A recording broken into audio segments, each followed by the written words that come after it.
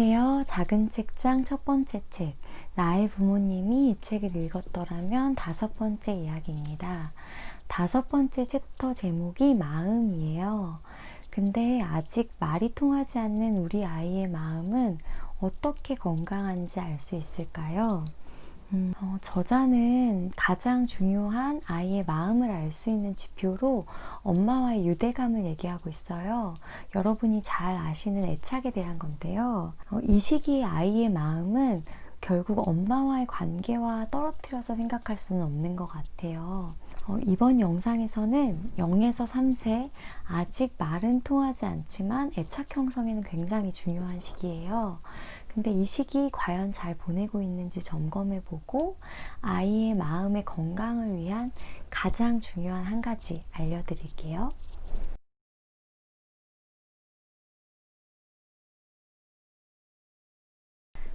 저는 개인적으로 가장 많은 도움을 받았던 챕터인데요.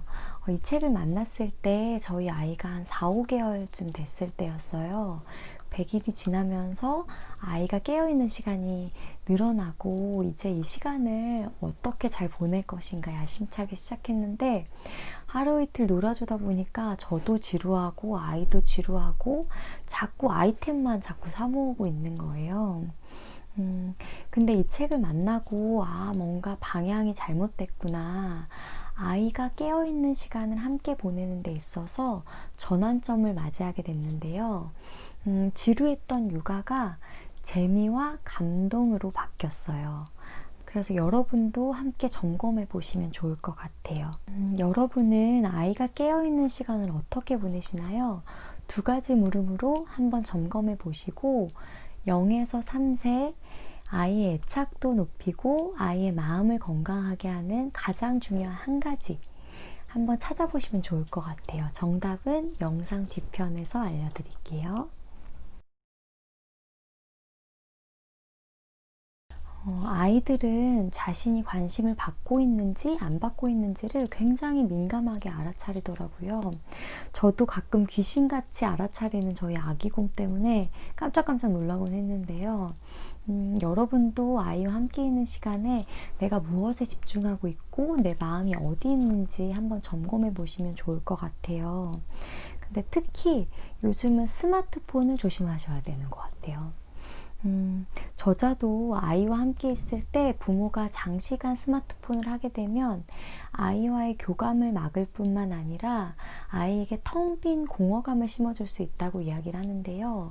근데 이 공허감을 채우기 위해서 나중에 중독이라든지 강박적인 행동의 위험이 높다는 거예요. 저도 아이와 함께 있으면서 의미 없이 스마트폰을 계속 만지게 되는 거예요. 그래서 이 책을 읽고 가장 먼저 실천했던 부분이 스마트폰과 거리두기였어요. 스마트폰 대신 아이와 눈을 맞추고 아이를 관찰하기 시작했는데요. 아이의 눈빛, 표정, 손짓, 발짓, 옹알이 소리, 아이가 지루할 땐 어떻게 반응하는지, 아이가 졸릴 땐 어떻게 반응하는지, 아이가 보내는 신호를 읽는 연습을 하면서 이제는 비언어적인 소통의 전문가가 된 듯한 느낌이 들어요. 유년기에 충분한 관심을 받은 아이는 정서적으로 안정될 뿐만 아니라 타인의 관심을 받아야 한다는 강박을 느끼지 않는다고 해요. 그리고 아이는 자신이 보내는 신호에 반응할 사람을 찾고 있기 때문에 부모가 자신이 보내는 교감 신호를 지속적으로 무시하게 되면 나쁜 행동을 해서라도 그 관심을 얻으려고 할 수가 있어요. 그래서 특히 엄마에게 절대적으로 의존하는 첫 1년은 사랑과 관심을 많이 받으면 받을수록 좋아요. 부모의 관심과 사랑을 받을수록 아이가 가지는 마음의 평상시 상태, 그 기본값이 달라진다고 하니까요.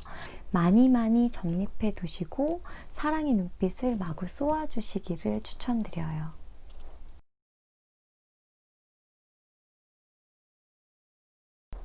여러분은 평소에 리더 타입이신가요? 아니면 서포터이신가요? 저자는 아이와의 의사소통이 일방형이 아닌 쌍방형이 되어야 한다고 강조하고 있는데요. 근데 부모들은 좋은 부모가 되고 싶고 싶고 아이를 잘 키우고 싶은 마음에 내가 뭔가를 알려주고 보여줘야 된다는 생각이 크신 것 같아요. 그래서 일방형의 의사소통을 하기 쉬운데요. 하지만 아이와 함께 있을 때는 서포터가 되어 주셔야 돼요. 아이와의 관계에서도 그렇고 놀이에서도 그렇고요. 나중에 가장 중요한 과제가 될 독립에서도 아이에게 주도권이 있다는 것이 가장 중요한데요.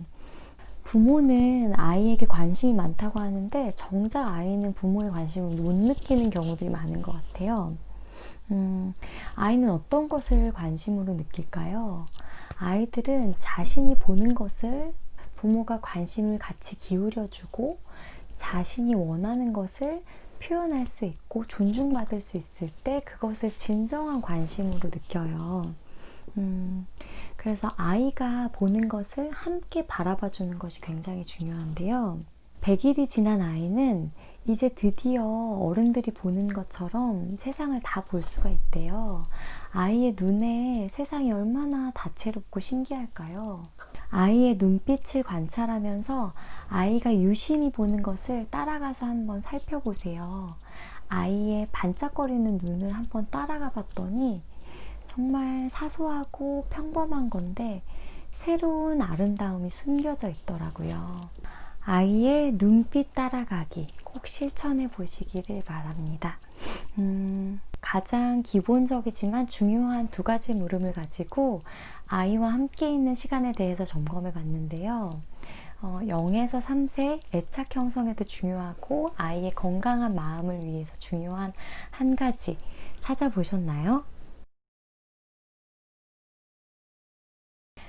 정답은 눈인데요.